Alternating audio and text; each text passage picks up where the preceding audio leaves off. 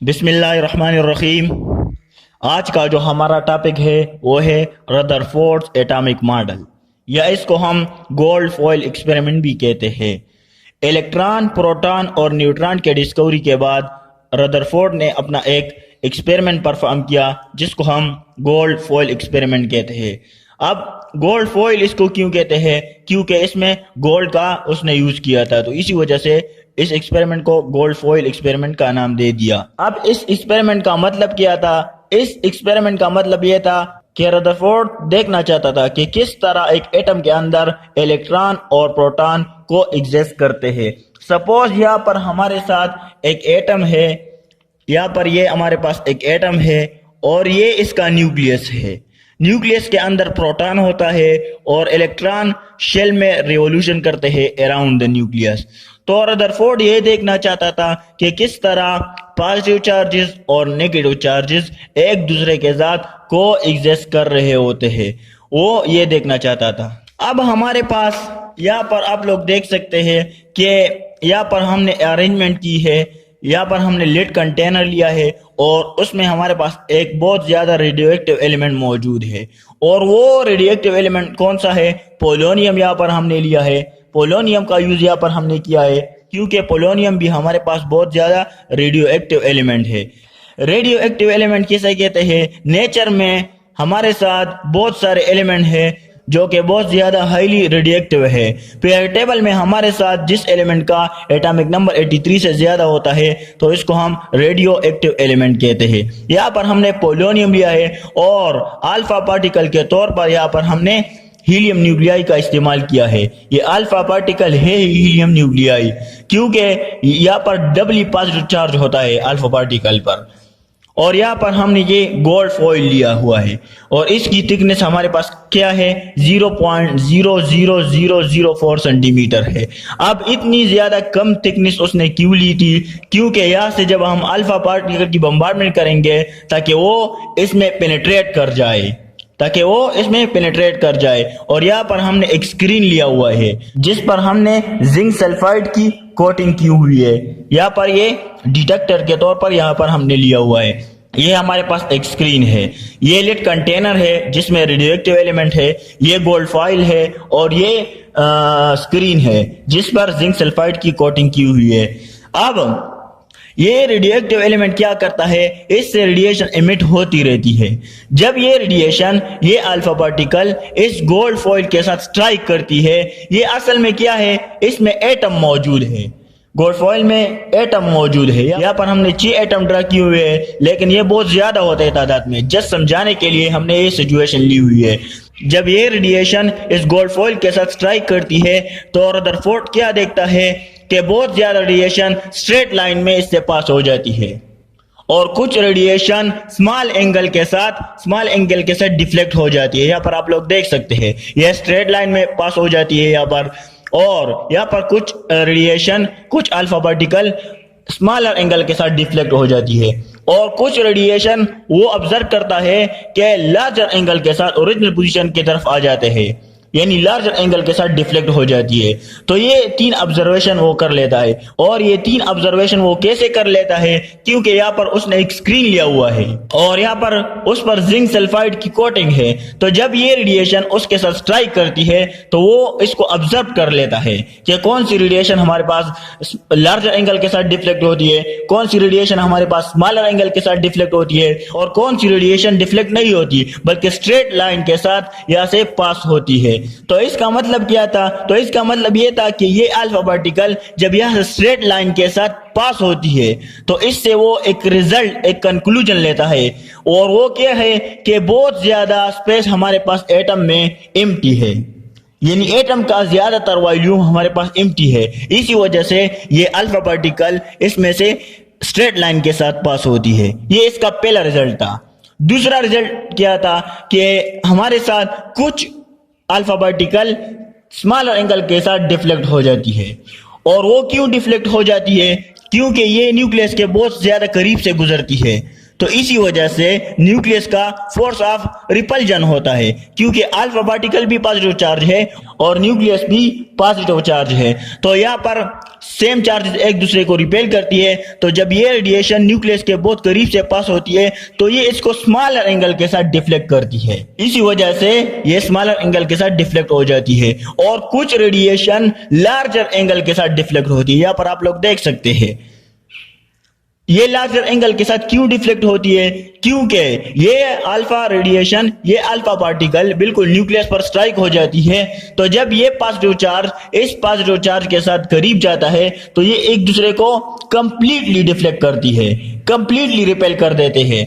तो इसी वजह से ये लार्जर एंगल के साथ डिफ्लेक्ट हो जाती है। तो यहाँ पर तीन हमारे पास रिजल्ट है। एक ये है कि कुछ अल्फा पार्टिकल स्ट्रेट लाइन के साथ पास होती है, और वो स्ट्रेट लाइन के साथ क्यों पास होती है, क्योंकि वो यहाँ पर किसी के साथ भी स्ट्राइक नहीं करती और यहाँ पर उसका कोलिजन नहीं होता। तो इसी वजह से वो स्ट्रेट लाइन के साथ पास हो जाती है।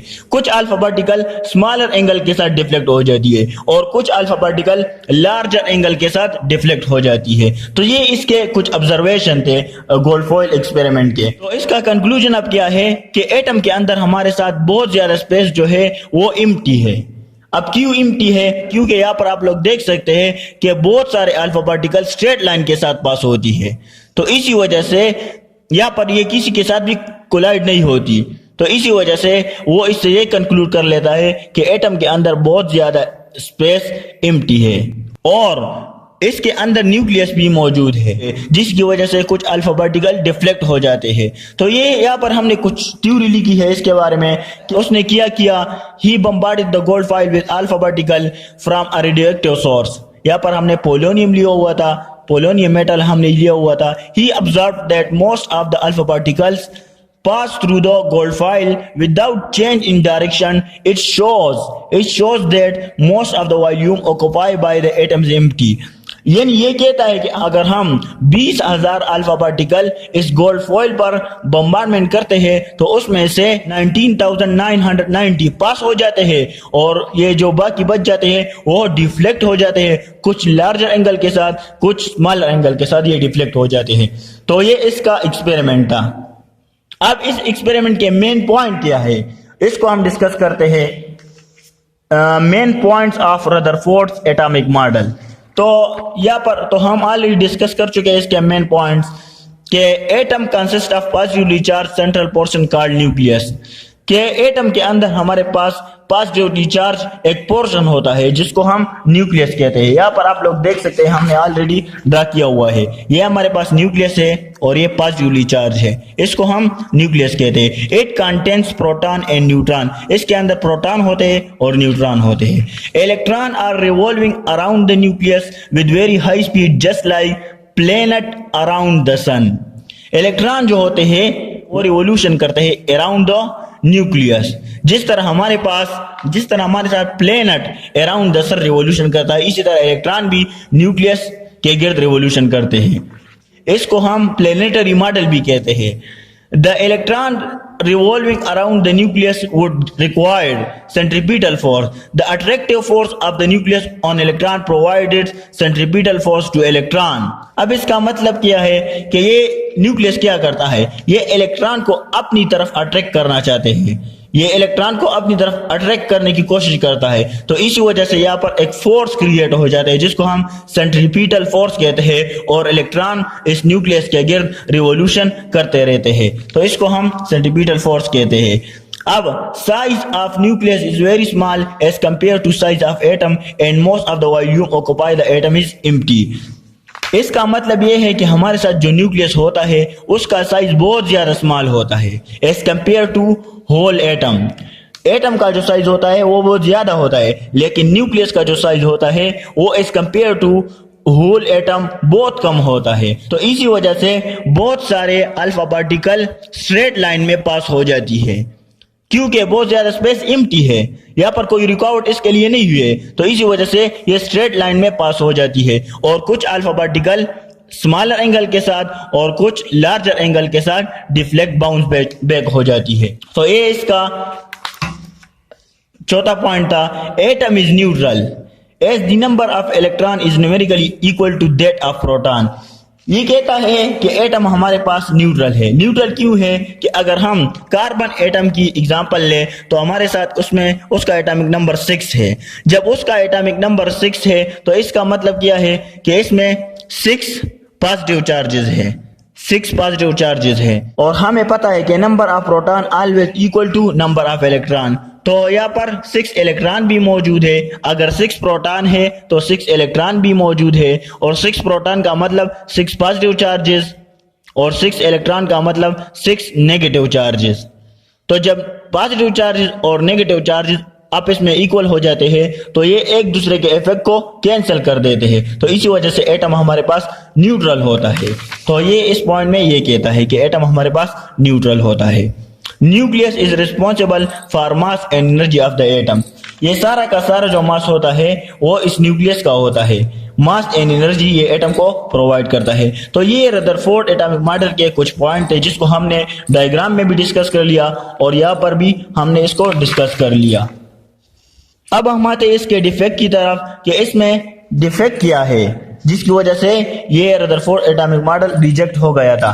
तो इसके डिफेक्ट हमारे साथ है कि according to the classical theory, Maxwell theory, electron are charged bodies revolving around the nucleus and should emit energy continuously. The electron will move on the circular path and ultimately fall in the nucleus. However, it doesn't happen.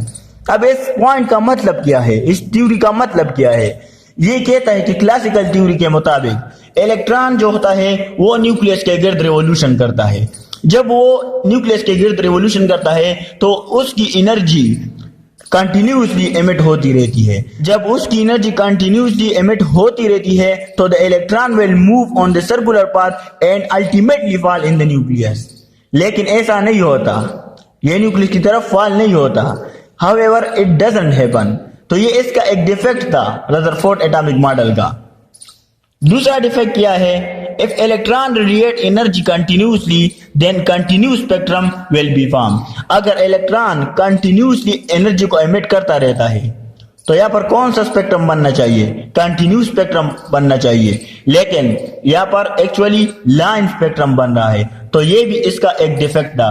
Continuous spectrum और line spectrum का मतलब क्या है? Spectrum हमारे साथ क्या होता है, जब हम व्हाइट लाइट को प्रिज्म में से पास कराते हैं, फॉर एग्जांपल ये हमारे पास एक प्रिज्म है और इससे हम व्हाइट लाइट को यहाँ से पास कराते हैं, तो ये व्हाइट लाइट 7 डिफरेंट कलर में डिवाइड हो जाती है। 1 2 3 4 5 6 और ये 7, तो ये 7 डिफरेंट कलर में डिवाइड हो जाती है। तो इसको हम स्पेक्ट्रम कहते हैं। अब इसके दो टाइप्स है, एक होता है कंटिन्यूस स्पेक्ट्रम और एक होता है लाइन स्पेक्ट्रम। कंटिन्यूस स्पेक्ट्रम क्या होता है कि इन कलर के दरमियान, ये जो 7 कलर प्रोड्यूस हुए हैं इनके दरमियान आपको कोई भी डिफरेंस नहीं आएगा। यानी कंटिन्यूस स्पेक्ट्रम क्या होता है कि इन कलर के दरमियान आप डिफरेंशिएट नहीं कर सकते क्योंकि ये आपस में मिक्स अप होते हैं, तो इसको हम कंटिन्यूस स्पेक्ट्रम कहते हैं। लाइन स्पेक्ट्रम क्या होता है कि इनके कलर में आप डिफरेंशिएट कर सकते हैं, उसमें एक बाउंड्री होती है, तो इसको हम लाइन स्पेक्ट्रम कहते हैं। तो ये रदरफोर्ड एटॉमिक मॉडल के मेन 2 डिफेक्ट है। इसके 2-3 डिफेक्ट और भी है, लेकिन इन डिफेक्ट पर बोर ने आगे काम जारी रखा और इसको सॉल्व करने की कोशिश की। सो ये हमारे साथ गोल्ड फॉइल का एक्सपेरिमेंट था। Okay, thanks.